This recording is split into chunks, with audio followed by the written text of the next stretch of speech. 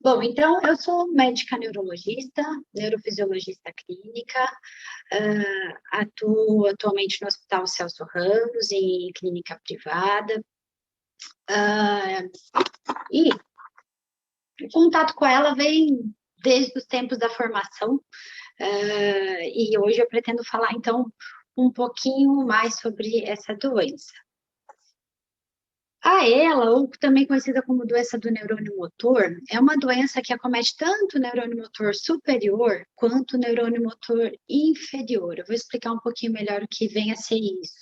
Então, a terminologia, né, esclerose lateral amiotrófica, ela vem de esclerose ser um endurecimento dos neurônios laterais, ali os neurônios motores superiores do giro pré-central, que descem pelo feixe piramidal até o corno anterior da medula, onde ocorre uma atrofia dessas células do corno anterior da medula e por isso a atrofia muscular, por isso o termo amiotrófica, tá? Isso só para terminologia, mas eu vou explicar um pouquinho melhor lá na frente no quadro clínico, que vem a ser neurônio motor superior, inferior e seus sintomas, tá? A prevalência de pacientes com esclerose lateral amiotrófica gira em torno de 2 a 7 casos a cada 100 mil pessoas, sendo que existe uma incidência de 1 a 2 casos novos a cada 100 mil pessoas ao ano. A maioria tem entre 45 e 65 anos, com uma leve preferência pelo sexo masculino, mas a etiologia é bastante variável, né? A gente sabe que existe uma base genética, hoje em dia cada vez mais estudada, associada a fatores de risco desencadeantes, tá? A grande maioria dos casos de esclerose lateral amiotrófica são esporádicos. 90 a 95% são esporádicos. A minoria vem a ser casos familiares hereditários, 5 a 10%. E desses, a maioria vai ter uma herança autossômica dominante. Quando falo esporádico, não quer dizer que não tenha uma base genética, como eu já falei ali.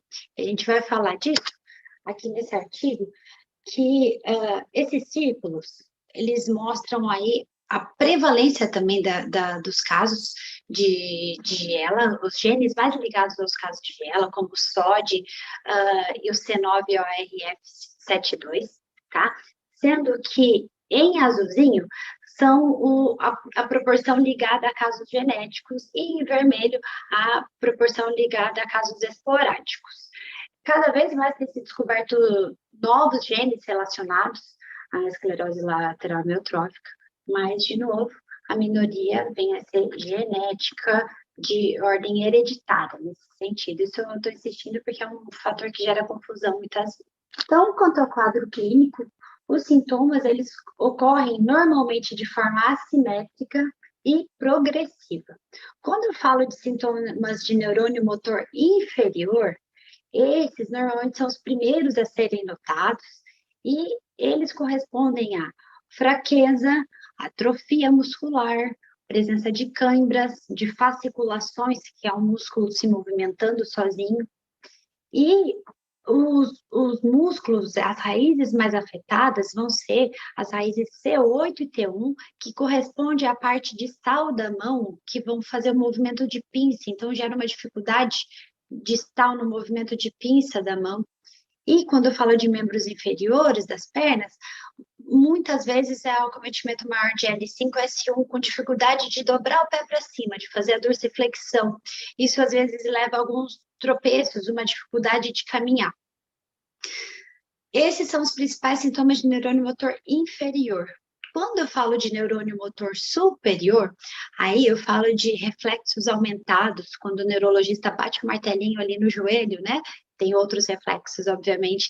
Então, hiperreflexia, uma dificuldade de articular as palavras, que é a disartria, a disfagia, que é a dificuldade de deglutição, né? Começa a apresentar engasgos frequentes. A própria disfonia também, alteração da voz, mas a voz às vezes se torna nasalada, se torna diferente. E até mesmo uma labilidade emocional, que é chamado de afeto pseudopubar. Aqui, só algumas figuras ilustrativas. Então, na primeira figura, uma língua que tem uma atrofia, deve ter fasciculação, a gente não está vendo o movimento aqui, é uma foto, né? Aqui, uma atrofia importante ali da região do ombro, estão vendo? Que a gente consegue notar, tá afundadinho ali no ombro. E as fotos da mão, vejam que nessa parte entre o polegar e o indicador, está bem afundadinho, né? Isso a gente tem até um sinal que a gente chama de split hand, tá? Então, é uma atrofia importante nessa região do músculo chamado primeiro interósseo dorsal. São sintomas, são quadros clínicos, né, figuras comuns que a gente vê na evolução da EPA. Dentro da esclerose lateral amiotrófica, a gente tem algumas variantes, tá? Essas variantes podem ser como a esclerose lateral primária, que tem um acometimento primário de neurônio motor superior, e às vezes leva anos até que ocorram sintomas de neurônio motor inferior associados. Temos também a miotrofia espinhal progressiva, que, ao contrário, tem primeiramente os sintomas de neurônio motor inferior, para que futuramente surjam sintomas de neurônio motor superior ou não surjam, tá? A paralisia bulbar progressiva, que quando ela inicia mais com sintomas bulbares, também o flail arm syndrome, a síndrome do homem barril, que a gente chama aqui, quando a fraqueza nos braços, ela é proeminente, tá? E uma forma um pouco mais branda, pois a progressão da doença é um pouco mais lenta, demoram para aparecer os sintomas de membros inferiores, os sintomas bulbares. Da mesma forma, o flail leg, que é quando a fraqueza é nas pernas, poupando membros superiores e região bulbar. Região bulbar é essa parte laríngea, tá? Então, desses sintomas de disfagia que eu falei, de alteração da voz, né? De dificuldade de articular a palavra, tá? Outro ainda que vale salientar, uma doença hereditária, que é a doença de Kennedy, atrofia muscular bulboespinhal. É uma doença também que acomete o corno anterior da medula, tá? E também é uma doença do neurônio motor, e ela é uma doença autossômica recessiva ligada ao X. Quanto ao diagnóstico da ELA, ele tarda um pouquinho a ocorrer. O tempo médio é em torno de 1 ano, para que desde o início dos sintomas até o diagnóstico se dá. Isso pela própria evolução da doença, por desconhecimento, às vezes procuram outras especialidades, é muito comum procurar um ortopedista, que não vai ter bem a noção do quadro dela, na grande maioria das vezes, e nisso o diagnóstico é um pouco retardado. Mas também, né, às vezes, os sintomas são muito discretos e se assemelham a outras doenças, então até o diagnóstico diferencial acaba levando um tempo. Então, o diagnóstico ele é baseado no acometimento, como eu falei, de neurônio motor superior e neurônio motor inferior, nesses segmentos, diferentes segmentos corporais. Então, a gente vai avaliar parte bulbar, parte cervical, que é de mais de membros superiores, torácica e lombosacral. São esses segmentos que a gente avalia. A grande dificuldade, o grande desafio, assim, é que se consiga mostrar esse diagnóstico antes da doença ser clinicamente percebida. Então, tem alguns relatos, alguns estudos, tentando desenvolver alguns biomarcadores para que se consiga ter o diagnóstico da doença antes que ela se desenvolva clinicamente. Então, ainda sobre o diagnóstico, baseado nisso que eu comentei, a gente vai ter a esclerose lateral amiotrófica como definitiva, provável e possível, basicamente, tá? Esse diagnóstico, ele teve seus critérios revisados, tá? Os critérios de Ellsbury revisados. Quando ela é definitiva, então, vou falar só desse, o restante vai diminuindo um pouco o número de regiões. Ela definitiva, então, eu vou ter sinais de neurônio motor superior e de neurônio motor inferior em 3 regiões. Pode ser na região bulbar, cervical, torácica ou lombosacra, em 3 dessas. Ela provável quando eu tenho esses sinais em 2 regiões. E a possível quando eu tenho uma região somente. Isso a grosso modo, tá? Vão ter alguns exames que vão auxiliar nesse diagnóstico. Sobre o diagnóstico, essa tentativa de demonstrar, de ter o diagnóstico dela antes da doença se tornar clinicamente perceptível, acredita-se, então, já tem alguns estudos mostrando isso, que existem algumas proteínas encontradas no líquor, que é o líquido que circula no cérebro e na medula, proteínas neurofilamentosas, na fase pré-sintomática. Essas proteínas neurofilamentosas, elas indicam uma degeneração axonal subclínica, ou seja, um acometimento dos nervos ali, uma desnervação já em estágios subclínicos. Porque o início dos sintomas, ele vai se dar, isso, nessa terceira coluna aqui. Então, no terceiro espaço, então, fase pré-clínica, e só nesse terceiro que é o estágio clínico da doença. Para a doença se manifestar, o início dos sintomas, eles vão ocorrer só quando tiver uma desnervação de cerca de 50% a 60%, que nesse momento o organismo não consegue mais compensar essa falta de neurônios viáveis. Então, tem vários estudos tentando adiantar o diagnóstico da doença, nesses casos esporádicos principalmente, né? E do diagnóstico diferencial, tem algumas características que vão levantar uma bandeira vermelha para a gente, características que são inconsistentes com o diagnóstico de ELA. Atentando aqui para anormalidades cognitivas, mas com uma exceção importante. É comum a associação de ELA e demência frontotemporal. Comum no sentido de que ela é bem estabelecida, não é tão prevalente assim, tá? Mas então, demência frontotemporal seria uma manifestação cognitiva, mas outras anormalidades cognitivas não seriam consistentes com o diagnóstico. Então, isso tem que ser muito bem avaliado. Além disso, distúrbios do movimento, alteração de esfíncter urinário, de esfíncter retal, anormalidades da via visual, sensitiva principalmente, disfunção autonômica, são características que levantam uma bandeira para a gente assim, opa, pensar em diagnósticos diferenciais, não deve ser ela. Ainda no diagnóstico, a gente lança a mão de alguns exames complementares para auxiliar o diagnóstico precoce e também, como eu falei, para excluir essas outras doenças, excluir doenças que podem mimetizar aí a ela, tá? O principal deles é a eletroneuromiografia. É um teste neurofisiológico que a gente utiliza alguns choquezinhos e uma agulhinha que vai em alguns músculos para avaliar como é que está se dando a desnervação, se existe um acometimento de nervo, se é de nervo motor, qual o padrão, qual a gravidade desse acometimento, tá? Além disso, a gente precisa de alguns exames laboratoriais, maioria das vezes exames gerais, se pensar em alguma doença específica, como diagnóstico diferencial, vai seguir a tentativa de exclusão dessa doença, e a ressonância magnética do encéfalo e da região cervical. E por que todos esses exames? Justamente por essas doenças mimetizadoras. Então, dentre elas, a gente tem doenças do músculo, como as miopatias, distrofias, doenças dos nervos, como algumas polineuropatias hereditárias, imunomediadas, infecciosas, tóxicas, metabólicas, ainda também doenças medulares, sejam por problemas infecciosos, por problemas carenciais, e um que é muito importante é a mielopatia espondilótica, que aí por isso a importância da ressonância cervical, porque às vezes uma alteração da estrutura óssea cervical leva a um dano medular que pode mimetizar esclerose lateral amiotrófica. Esses são alguns exemplos, e tem um aqui que também é um fator de confusão. Muitas vezes perguntam, qual que é a diferença de esclerose múltipla e esclerose lateral amiotrófica?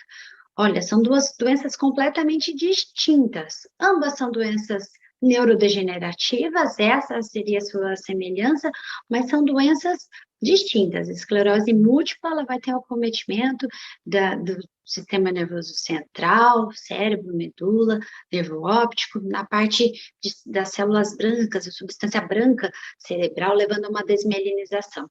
E aqui a gente tem lá um acometimento do corno anterior da medula, então um acometimento motor. Ainda no diagnóstico, eu falei ali da eletroneuromiografia, então ela é bem importante para a gente afastar os diagnósticos diferenciais, alguns dos que eu já citei, um que é bem importante, a gente sempre pensa na neuropatia motora multifocal, tá?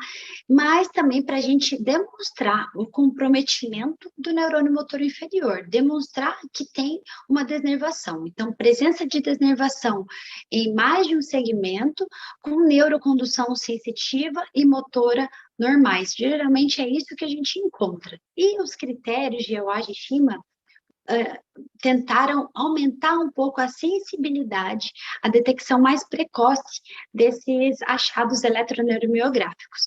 Então, os achados eletroneuromiográficos são equivalentes aos achados clínicos, mas os eletroneuromiográficos, às vezes, conseguem ver um pouquinho antes de surgir o acometimento clínico mesmo, visível. Então, esses critérios de Awaja, eles aumentaram a sensibilidade, né, do diagnóstico de ela em 95%, em comparação a 18% usando somente os critérios clínicos. Então, é um exame bem importante para diagnóstico e para diagnóstico diferencial. Quanto ao tratamento, então aqui, fundamental, a gente sempre frisa isso e toda a capacitação vai ser voltada para isso, a abordagem multidisciplinar. Isso é fundamental, não tem como falar de tratamento de ela sem falar de abordagem multidisciplinar. Quanto às outras formas de terapêuticas, a gente tem a terapêutica sintomática, que são aquelas que não modificam o curso natural da doença, mas melhoram os sintomas relativos à doença, promovem uma melhora da qualidade de vida. E alguns exemplos seriam a dor, a fadiga, a salivação excessiva, que é a cialorreia, a dispneia, a falta de ar, né? As próprias câimbras, o humor. Então, são todos sintomas que a gente tem que identificar no curso da doença e ir tratando para que o paciente tenha uma melhor qualidade de vida.